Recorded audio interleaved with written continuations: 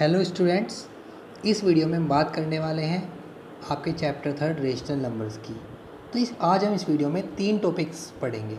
First है हमारा rational number कि रेशनल नंबर हमारा क्या होता है। Second, rational number as decimals, rational number को हम डेसिमल में कैसे कन्वर्ट कर सकते हैं। और थर्ड है terminating and non terminating decimals. तो चलिए हम स्टार्ट करते हैं। जैसे कि हमारा फर्स्ट टॉपिक है रेशनल नंबर्स। जैसे कि हमारा चैप्टर का नाम भी रेशनल नंबर्स ही है। रेशनल नंबर क्या होता है? Those numbers which are in the form of p upon q and in which q not equal to 0 is called rational numbers. Rational numbers हमारे वो नंबर्स होते हैं जो अपॉन की फॉर्म में लिखे होते हैं, p अपॉन q, जिसमें p और q की वैल्यू कुछ भी हो सकती है। लेकिन इसमें एक बात और कही गई है कि q की वैल्यू कभी भी 0 के इक्वल नहीं होनी चाहिए। मतलब डिनोमिनेटर कभी भी आपका 0 नहीं होना चाहिए। तो सबसे पहले हम इसके कुछ एग्जांपल्स देखते हैं कि रेशनल नंबर होते क्या हैं। जैसे कि हमने लिया 1/2, 5/6, 3/9। इस तरह से जितने भी नंबर हैं हमारे रेशनल है। अगर हम ये नंबर लिख रहे हैं 1 2 3 0 5, क्या ये भी रेशनल नंबर है? हाँ, ये भी हमारे रेशनल नंबर है, क्योंकि इनके नीचे हम क्या 1 लगा सकते हैं। ठीक, अब इसमें कंडीशन दी है कि 0 कभी भी इसमें q की वैल्यू 0 नहीं होनी चाहिए। क्यों नहीं होनी चाहिए? अगर हमने कोई रेशनल नंबर लिया, कोई नंबर हमने इसमें 0 लगा दिया और कहा कि ये रेशनल है, नहीं है। अब ये रेशनल क्यों नहीं है? तो सबसे पहले हम 5 को डिवाइड करके देखेंगे 0 से। जब हम 0 को 5 से डिवाइड करेंगे तो 0 की टेबल में कभी भी 5 नहीं आ सकता। तो ये पॉसिबल आपका नहीं है, ये आपका केस है नॉट पॉसिबल। तो इसलिए ही हमारा ये रेशनल नंबर नहीं है।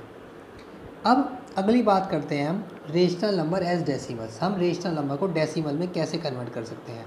हम इन दोनों टॉपिक्स को कंबाइन करके पढ़ेंगे, रेशनल नंबर एज डेसिमल्स को भी और टर्मिनेटिंग और नॉन टर्मिनेटिंग को भी। तो इसके लिए सबसे पहले हम एक एग्जाम्पल लेते हैं।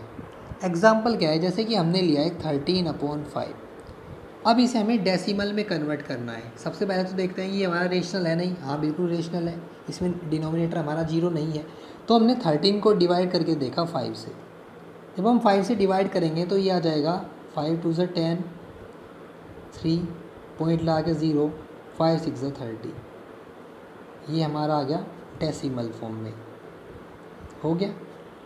अब एक एग्ज़ाम्पल और लेते हैं, एग्ज़ाम्पल नंबर बी लेते हैं, जिसमें हम वैल्यू लेते हैं 2/3। अब इसे हम डिवाइड करके देखते हैं। 2 को डिवाइड करना है किससे? 3 से।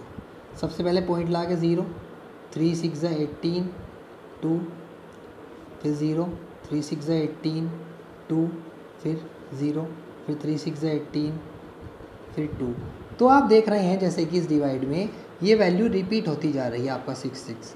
तो आप इसे कैसे लिखेंगे? 0.6666 डैश डैश डैश डैश। अब जब भी आपकी वैल्यू रिपीट होती है तो हम इसे बार बार लिख के नहीं दिखाते। हम जो वैल्यू हमारी रिपीट होती है उसके ऊपर बार लगा देते हैं। बार रिप्रेजेंट करता है कि ये वैल्यू आपकी बार बार रिपीट हो रही है। अगर आपको कोई और एग्जांपल होता जिसमें मान लीजिए आपकी वैल्यू होती 0.232323, अब जैसे इसमें 2323 रिपीट हो रहा है, तो इसे हम लिख सकते थे 0.23 पे बार। मतलब जो वैल्यू हमारी रिपीट होती है उस पर हम बार लगा सकते थे। अब हमारा टॉपिक है इसमें terminating and non terminating decimals क्या होता है। देखिए, जो हमारे टर्मिनेटिंग डेसिमल्स होते हैं वो हमारे नॉन रिपीटिंग होते हैं। जो हमारे टर्मिनेटिंग डेसिमल्स होते हैं वो क्या होते हैं? नॉन रिपीटिंग होते हैं। लेकिन जो हमारे नॉन टर्मिनेटिंग होते हैं, नॉन टर्मिनेटिंग डेसिमल्स होते हैं जो हमारे, वो होते हैं हमारे रिपीटिंग। अब जैसे कि आपने देखा, अब ये हमारा नॉन रिपीटिंग का केस है। तो जब ये हमारा नॉन रिपीटिंग का केस है तो इसका नाम क्या हुआ? ये हमारा हो गया टर्मिनेटिंग डेसिमल्स। अब हम अगला केस देख रहे हैं। ये हमारा बार बार रिपीट हो रहा है 6 इसमें, तो ये हमारा रिपीटिंग का केस है। तो इसका मतलब ये हमारा हो गया नॉन टर्मिनेटिंग डेसिमल्स, हो गया। तो इस वीडियो में हमने सीखा कि हमारा रेशनल नंबर क्या है, उसे डेसिमल में हम कन्वर्ट कैसे कर सकते हैं, और टर्मिनेटिंग और नॉन टर्मिनेटिंग डेसिमल्स हमारे होते क्या हैं। अगली वीडियो में हम पढ़ने वाले हैं कि जो हमारे डेसिमल फॉर्म्स होती हैं उन्हें हम रेशनल नंबर में कन्वर्ट कैसे करेंगे, चाहे वो हमारी टर्मिनेटिंग डेसिमल हो और चाहे वो हमारी नॉन टर्मिनेटिंग डेसिमल हो।